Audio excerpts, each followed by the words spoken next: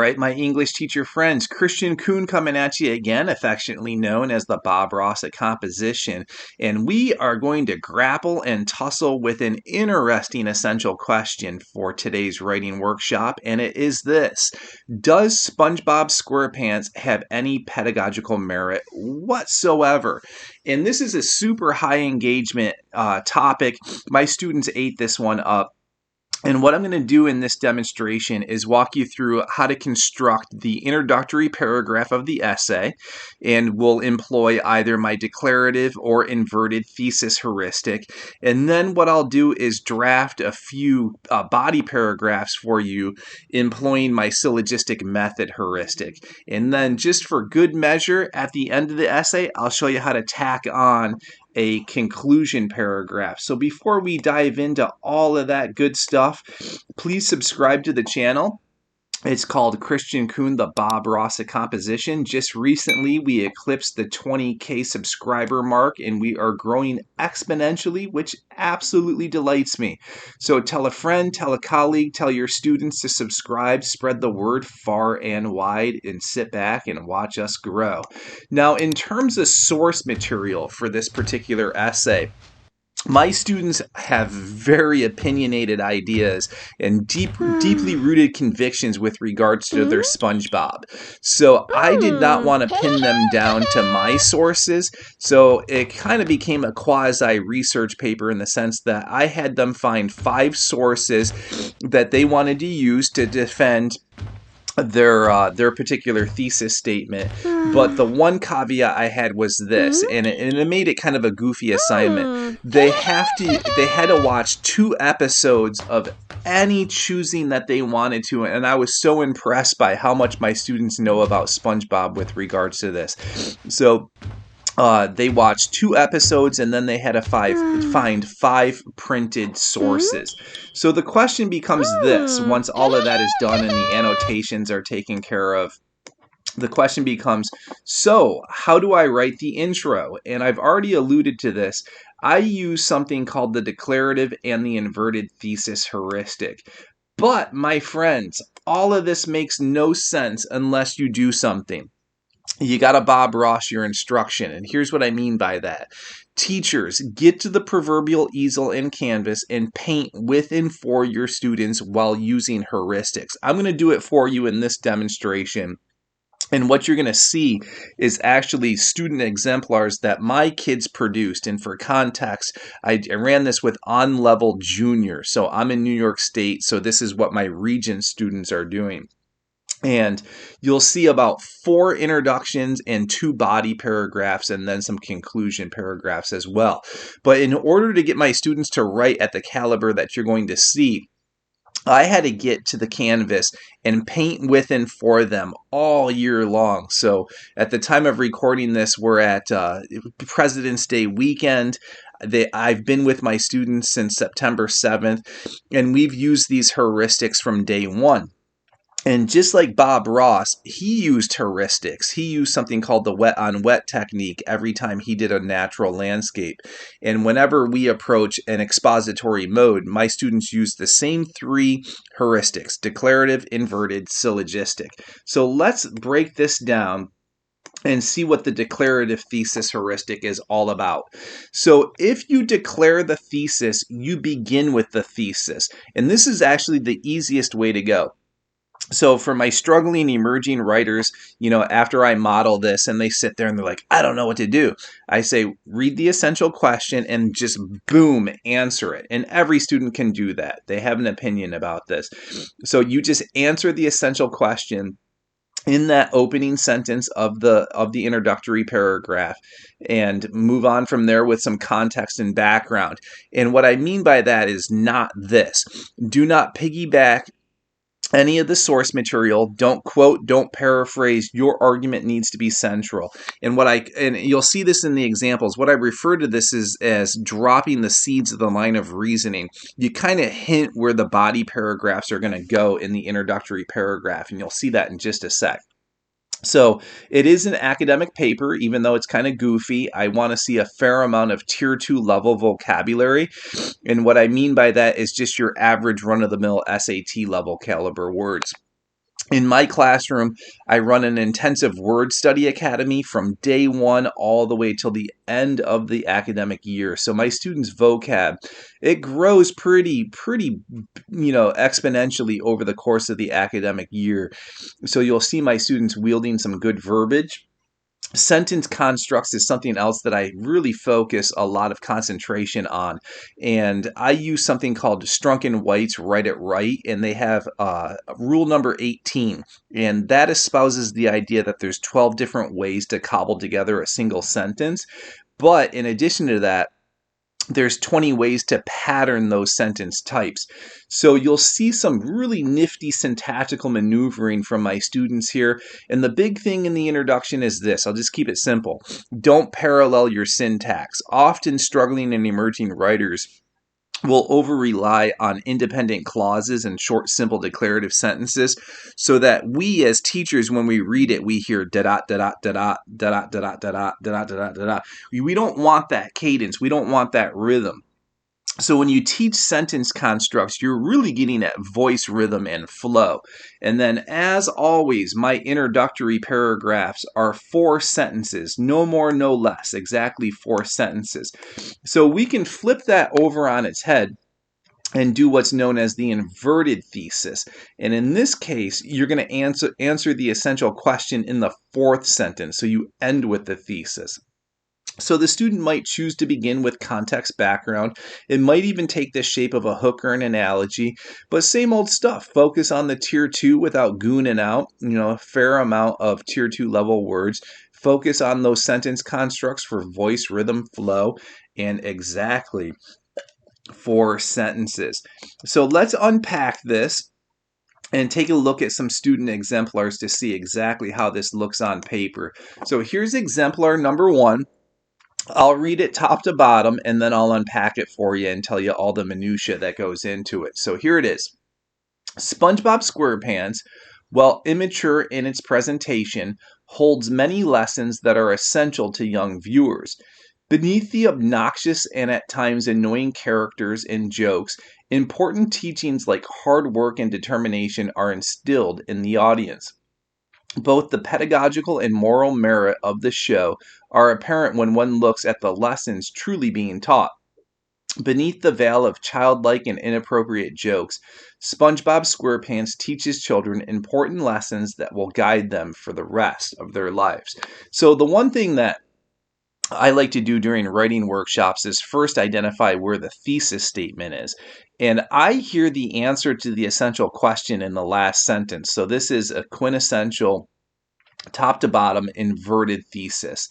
And what I like is, in terms of the context and background, we know where the body paragraphs are going to go.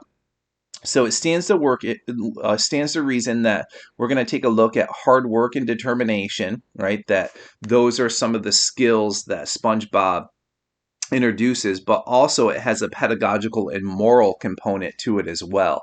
In terms of the verbiage of it, in terms of the tier 2, simple things like you don't have to go over the top. Immature, essential, obnoxious, right?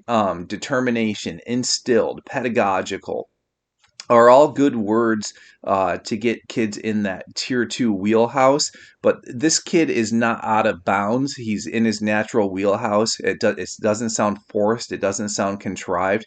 And then look at all the sentence constructs.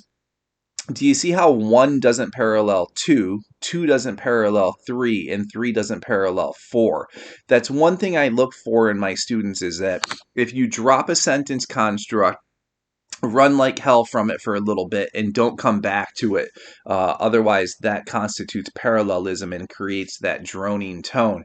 So that's everything that comprises an inverted. So that might be a little pie in the sky, a little wavy gravy. So let's paint another one and take a look at student number 2. Here it is. Again, I'll read it from the top all the way to the bottom, and then we'll unpack it together.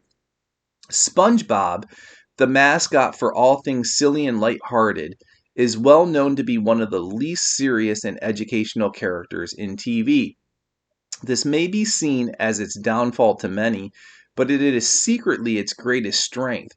The show teaches what other, more traditionally educational shows miss: the power of how you treat people and how to enjoy the life you are given through jokes and adventures. While he doesn't teach much math or grammar, this sponge definitely holds some value in the emotional teaching department, showing children how to care for others, stay determined, and to live life in the moment. So, yet again, we have an inverted thesis. The answer to the essential question comes last. But you also see where the seeds of the line of reasoning are going very manifestly in this. The vocab is up. Sentence structures are more complex in this one than in number one. The student's using dashes. I even see a colon in there. So my students go through a nuance academy with me, and I make sure that they have mastery of the basics in terms of grammar, punctuation, and syntax. Once they have that and a working knowledge of the sentence types and sentence patterns, they can write at this level, which is beautiful. So out of the gate, this kid is off with blazing speed, and they've done everything really, really well in this. So students might be looking at this saying, I can't do that. It's really, really good. Teachers might say the same, but yes, you can. It takes a little bit of practice. Teachers, you got to model this, but they so can do it. Here's number 3. Putting your child in front of a TV all day and expecting them to foster intelligence and diligence is the equivalent to feeding them sugar, expecting them to become healthy. The immoral values and fast pace of the show results in its pedagogical downfall. SpongeBob, the obnoxious sponge, and his gang of friends make lifelong impacts on children's impressionable minds. The television show holds zero educational value for anyone, let alone its intended age demographic. So that last sentence is the thesis. Really good vocab, things like intended, demographic, impressionable, even words like obnoxious are good, equivalent. So that's all there. The sentence constructs are all varied. So a really good introduction. I like how they began with an anecdote up top, kind of the hook or the analogy. And I think that's really, really cool and skillful when students can do that. The one problem that this student has, and you can begin to see it in the introductory paragraph, and when they submitted their draft, I noticed this. A lot of sentences begin with the. And it was a simple observation that I noted to the student, and I just said, "Hey, dude, hey, you start a lot of sentences with the. Break that up." Because when this student tends to do that, they drop the independent clause, and you get parallelism going in that. So it was just something that I highlighted to the student, and they immediately fixed it. Easy fix. So let's do one more. See it for a 4th time and see what is cooking. SpongeBob Squarepants is a great show that offers so much for children to learn from. So you can see there that this kid declared, providing basic but important life lessons. So we need a body paragraph about that. SpongeBob Squarepants exposes kids at a young age to quality content. From learning the significance of not cheating to the power of a strong work ethic, children grow up with fundamental values that will stick with them for the rest of their lives. While the sponge may be seen on the surface as just a goofy cartoon, underneath lies a vast layer of invaluable television. So that's how you do it. That's how you do the introductory paragraph. So either declare, invert 4 sentences, keep the vocab up, and cook those sentence constructs. So this is a good place to pause. Students, if you're following along, follow the lead of my students and crank one out on your own. Still a ton of blank canvas left, and we got to ask ourselves the question, so how do I write the body paragraph? And I've already alluded to this. We are going syllogistically. Let me give a real quick cursory overview of this so that you have a working knowledge of it. If you want to do a deep dive into the syllogistic method, just backtrack in my YouTube channel and have at it. So in brief, it's an Aristotelian heuristic. It comes from Aristotle. He ran a school called the Lyceum, and the townsboys would go there to learn about oration, polemics, wordsmithing, word wrangling, and they would often throw out their own juicy essential questions like, what is justice, which is the core question to Plato's Republic, a seminal text. And the think tankers would step to the proverbial mic and they would drop their definition. And Aristotle noted that some students were really good at this, while some were meh, and some kind of tank bombed it. And he said, why is that? And one day he had a eureka moment and he said, I got it. Kids that are really good at argumentation have a mathematical, computative approach to it, and he called it the syllogism. And it's basically a mathematical formula in which you go from premise to conclusion. So let me give you an example. If I were to say premise 1, arsenic is deadly, you'd all nod your head and say, yep, Kristian, you are 100% correct. And if I follow it up with a second premise that states, my dog ate arsenic, you'd all conclude, uh-oh, Kristian, that's not going to bode well for your dog. Your dog is going to die. And Aristotle would call that a cogent argument. And he's right. And that's what we are principally concerned with in composition, is the line of reasoning in the body paragraphs. So how do we morph that heuristic into something that we can use for the purposes of constructing a synthesis essay? Well, here it is. The first premise is going to be an argument containing a why reason. Here's why I state it as such. Up top in the thesis, we just say yes, no, or maybe. We qualify. Now we got to get into the why. Why do we think SpongeBob is pedagogical? Why do we think SpongeBob is not pedagogical? Or why are we going to qualify it? And in the syllogism, this first premise is going to be exactly 3 sentences long. And I'll model how to do that a couple of times for you. Beginning in the 4th sentence, we transition to the second premise, which is the textual support.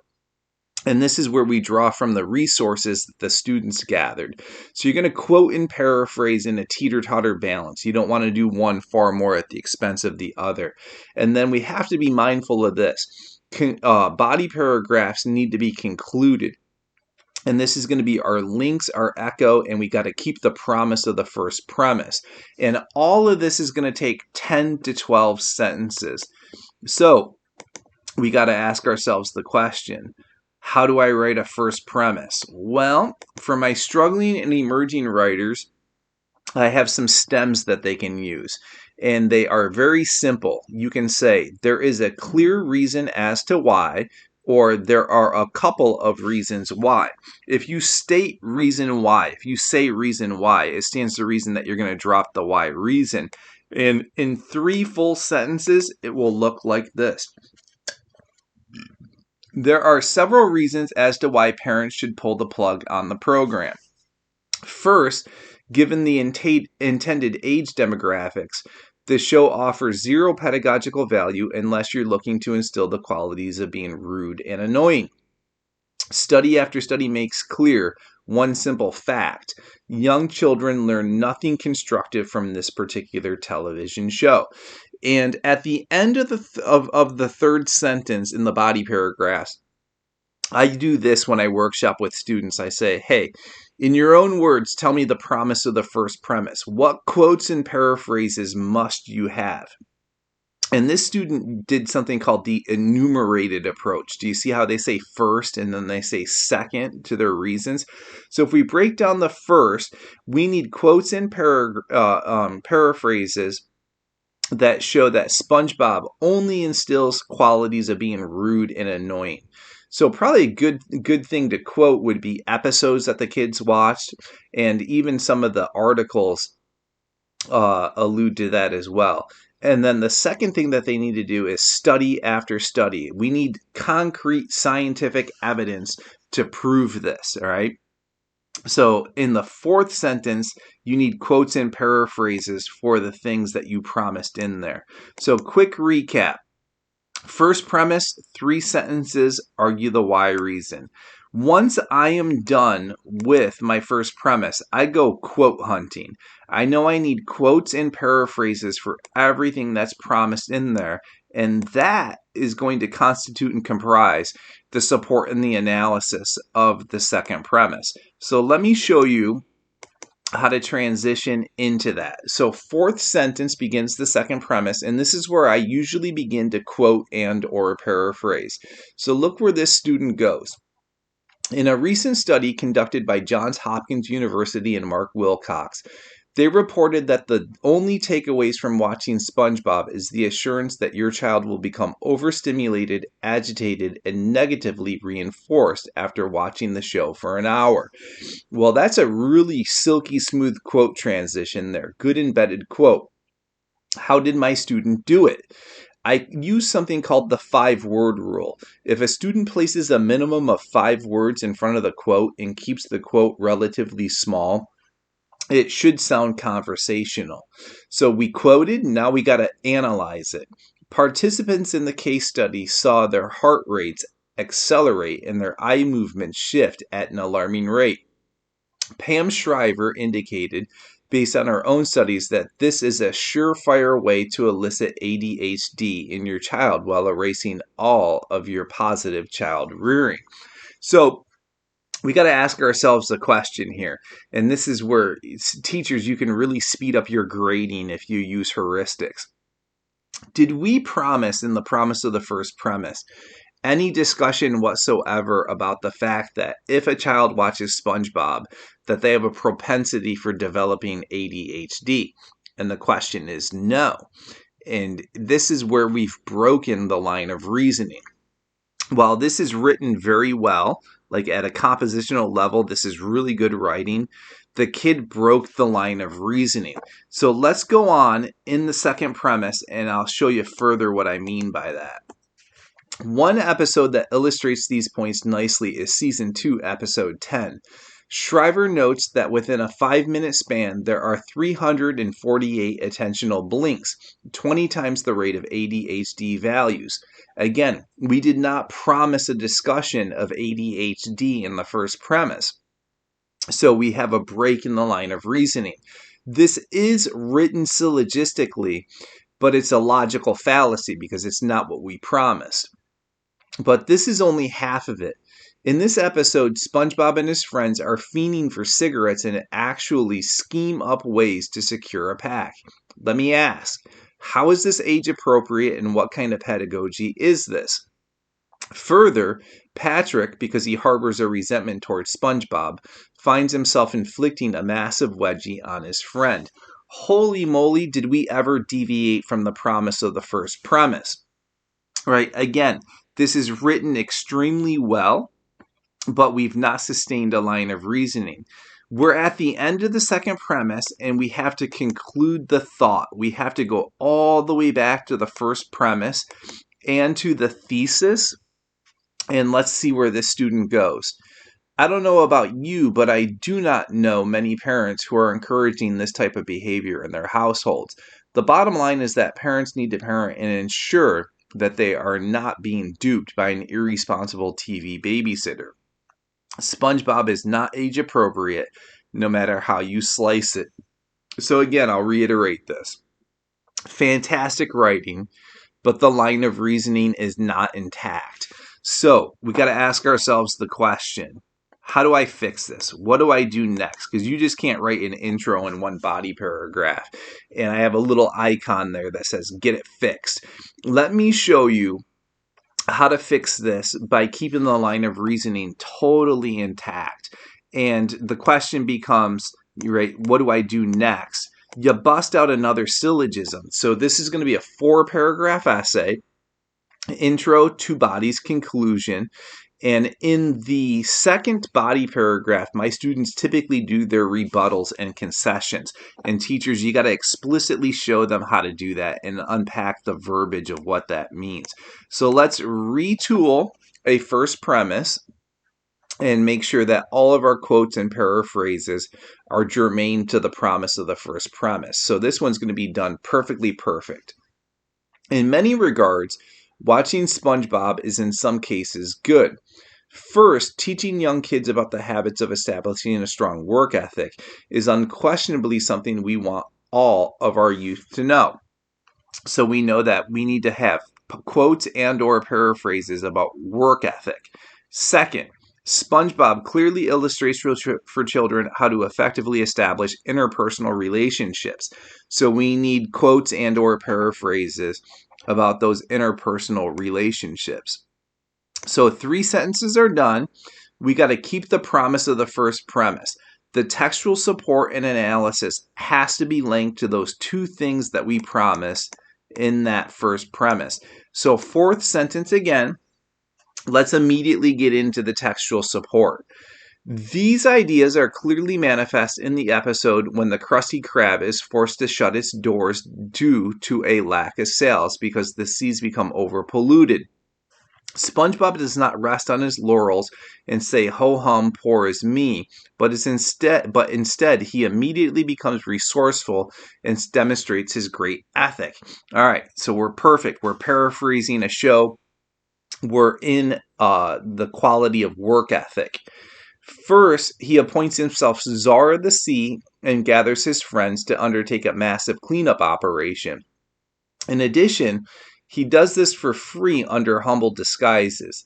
Hank Ellington, a Baptist minister for 30 years, attests that the program mirrors the teachings of fundamental Christianity, such as the traits of humanity, grace, and compassion.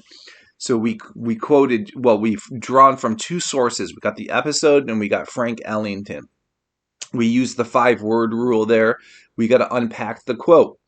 Every parent on the face of the earth wants to foster these attributes in their kids. Ellington went on to explain that kids do a lot of monkey see, monkey do.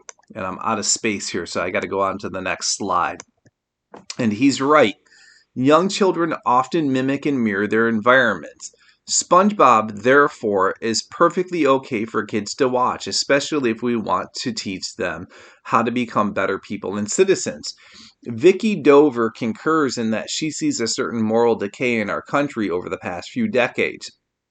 She sees SpongeBob as being the type of program to address the secularism and selfish me-first mentality that has become so pervasive in our society. So typically, this is what I tell students. Teeter-totter balance the quoting and the paraphrasing. And when I model, I typically draw from 3 sources. And this student did the same. So we got Dover, we got Ellington, and we got the episode. So 3 sources in the second premise. But we still need to conclude the thought. We got to go all the way back to the first premise and to the thesis. So look at this, and to the prompt. As is clear, SpongeBob is teaching the real pedagogy that all kids need, the concepts of decency, friendship, and the betterment of mankind. While he is certainly an unorthodox character, he is nonetheless the type of person parents aspire for their children to become. And all of that took 10 to 12 sentences, right? So we got intro, 2 bodies done. We got to wrap the essay up. How do we do that? Well, early in the academic year, I have some sentence stems, some conclusion stems that I allow my students to use. They are a scaffold. They are a training wheel. Ultimately, I don't want my students to use these, but early in the year, it's fine. And I liken the conclusion paragraph to the grand finale of a fireworks display. Big theme, big exigence, big universal truth. So stems like, simply said, evidentially, in no other words, when it's all said and done, at the end of the day, help students do that. And again, the conclusion is going to take about 3 to 4 sentences. Here's an example of one that one of my students wrote. In a global sense, when all the variables are factored and determined, SpongeBob quite simply is not age appropriate for its intended age demographic. Little kids should not be exposed to morally degrading content that goes against the foundational teachings of human decency and basic goodness. When it comes to this program, parents need to pull the plug. And that, my friends, is a whole essay. That's how we do it. Intro, 2 bodies, conclusions. All right. I'm going to sign off. Happy teaching, happy writing. I hope you found this to be useful. If you need to reach out to me for any reasons whatsoever, I have an email address right there, teachingwritingcoach@gmail.com. And then also note that I'm a lead teacher for the National Writing Project, and I offer professional development to teachers throughout the academic and calendar year. And this summer, we're doing something called Teach It Right Summer Sessions. It's going to be a 5-hour course, And the first hour, we're going to do word study and the Nuance Academy. And then we're going to go over all the expository modes. So basically unpack how my heuristics can be used to write synthesis, argument, persuasion, rhetorical analysis, literary analysis. So at the end of our 5 hours together, teachers will have a full arsenal of how to teach these expository modes, but also having a complete writing program to execute on day one when they transition back to the classroom. Also note that I have my own tutoring company called Write at Ivy Write. So students, if you want to work with me, that's cool. I can do that. I've taught AP Lit and Lang for over 20 plus years, been in the classroom more than 2 decades, and I also used to work admissions for Brown. And if you are applying to schools, I can help you with those college personal statements and supplements just as well. All right. I'll keep the content coming in the days, weeks, months, years to come. Please subscribe. Note that all the slides that you just saw are available for download in the description if you want to have your hands on those. Take care for now and be well.